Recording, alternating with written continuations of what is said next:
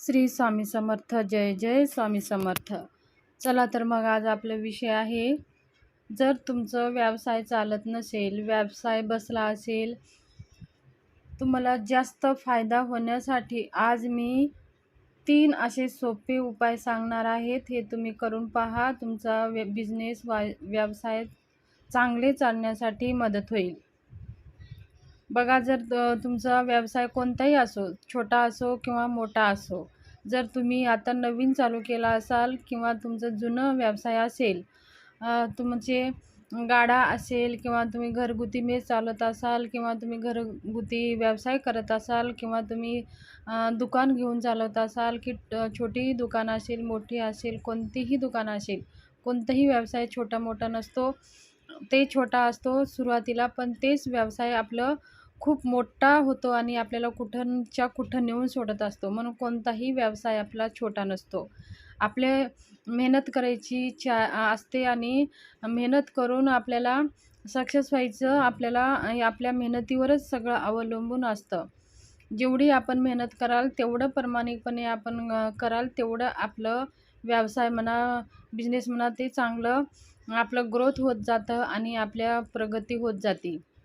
तर बघा, आपल्याला काय करायचं आहे, आपल्या कोणताही व्यवसाय असू द्या, तर व्यवसायामध्ये आपल्याला आपल्या व्यवसायाच्या तिथे आपल्याला स्वामी महाराजांचे एक फोटो ठेवायलाच हवा आणि स्वामी महाराजांची सेवा सुरू करायची.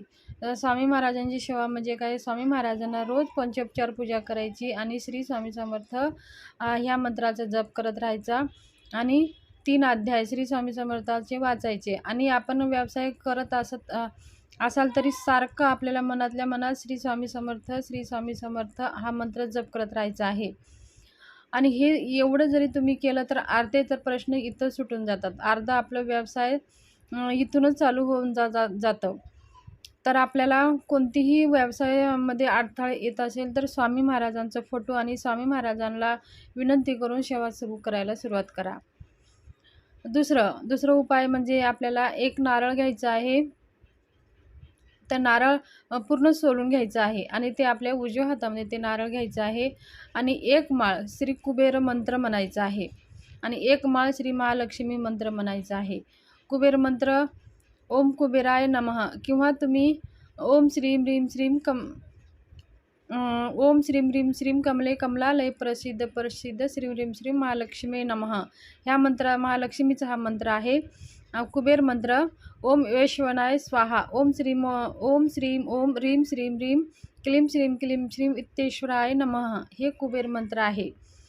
तर हे मंत्र आपल्याला 1 माळ म्हणायचं आहे आणि लक्ष्मी मातेचं मंत्र 1 माळ म्हणायचं आहे. आपल्या उजव्या हातामध्ये नारळ घ्यायचा आहे आणि ते नारळ म्हणून अजून एकदा तुम्हाला मंत्र सांगते. लक्ष्मी मातेचं मंत्र ओम श्रीम कमले कमला लये प्रसिद्ध श्रीम ह्रीम श्रीम महालक्ष्मी नमः.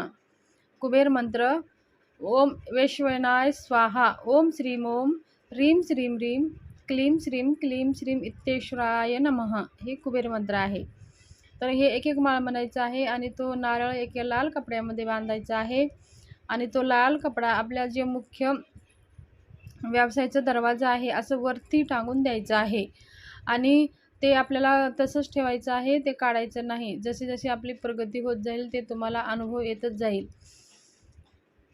तर 1-2 वर्ष तर ते नारळ तसंच ठेवायचं आहे आणि स्वामी महाराजांची सेवा करायची आहे आणि आपल्याला मेहनत तेवढं कष्ट करायचं आहे. प्रामाणिकपणाने मेहनत आणि कष्ट जरूर करायचं आहे. जर आपण मेहनत आणि कष्ट केली तर आपला व्यवसाय बिझनेस चांगला चालणार आहे आणि आपल्याला खूप फायदा पण होईल. आपलं जीवनसुद्धा सुधरेल.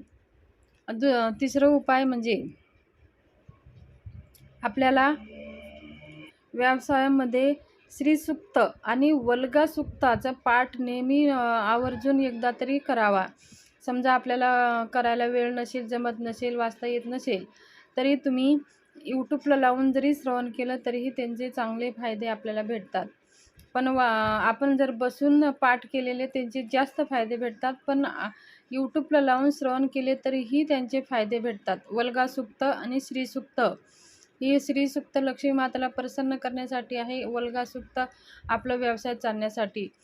तर आपण आपल्या व्यवसायामध्ये हे स्तोत्र मंत्र रोज आपण जर पाठ केले तर खूप अतिउत्तम. शक्य नसेल तर तुम्ही सकाळ, संध्याकाळ, दुपार ह्या स्तोत्राचं तुम्ही यूट्यूबला लावून श्रवण करू शकता आणि ते ऐकत-ऐकतसुद्धा तुम्हाला ते स्तोत्र पाठ होऊन जाईल.